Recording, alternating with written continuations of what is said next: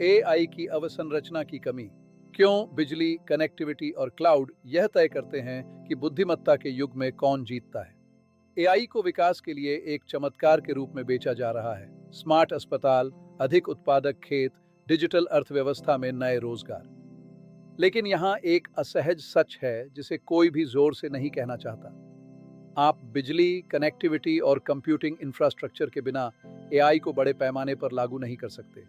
और 2026 में अरबों लोगों के पास अभी भी ये तीन चीजें नहीं हैं।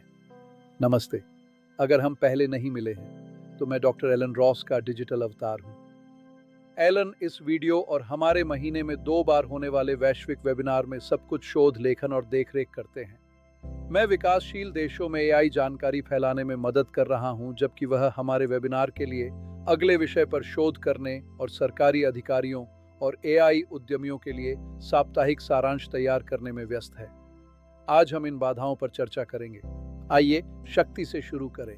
उप सहारा अफ्रीका में ग्रह पर सबसे कम विद्युतीकरण दर है। लगभग 600 मिलियन अफ्रीकियों को अभी भी बिजली की कोई पहुंच नहीं है और जिनमें से कई जुड़े हुए हैं, उन्हें लगातार बिजली कटौती का सामना करना पड़ता है।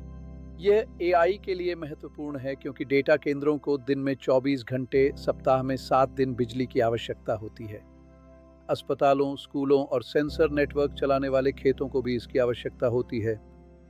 जहां ग्रिड कमजोर है, संस्थाएं ऑनलाइन रहने के लिए डीजल जनरेटर या सौर ऊर्जा के लिए प्रीमियम चुकाने पर मजबूर हो जाती हैं और इससे लागत बढ़ती है और छोटे खिलाड़ियों को बाहर कर दिया जाता है। अब कनेक्टिविटी। अंतर्राष्ट्रीय दूरसंचार संघ वैश्विक इंटरनेट उपयोग को लगभग 68% पर रखता है, यानी 5.5 अरब लोग ऑनलाइन हैं।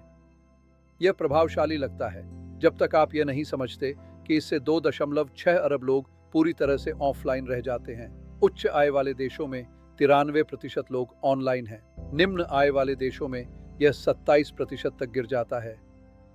अफ्रीका के क्षेत्र में यह लगभग 38% है और यहाँ तक कि जहाँ लोग जुड़े हुए हैं, वे अक्सर इसे सही तरीके से उपयोग करने का खर्च नहीं उठा सकते।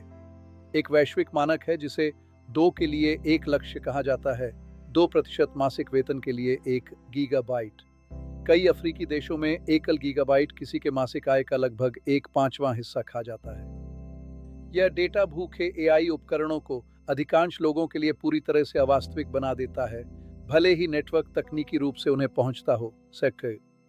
फिर क्लाउड है। एआई मॉडल डेटा सेंटर पर चलते हैं और विकासशील देशों में लगभग कोई भी क्षमता नहीं है। लगभग सभी क्षमता उत्तरी अमेरिका, यूरोप और एशिया में है।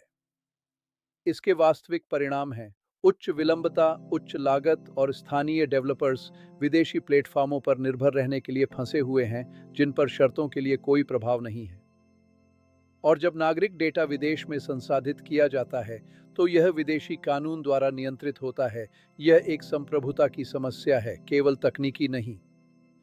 परिणाम यह है कि अधिकांश विकासशील देश एआई के उपभोक्ता हैं, इसके निर्माता नहीं।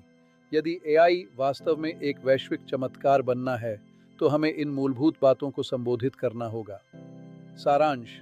एआई की सफलता विश्वसनीय शक्ति, सस्ती कनेक्टिविटी और स्थानीय क्लाउड क्षमता पर निर्भर करती है। इनके बिना ये चमत्कार अरबों के लिए पहुंच से बाहर है।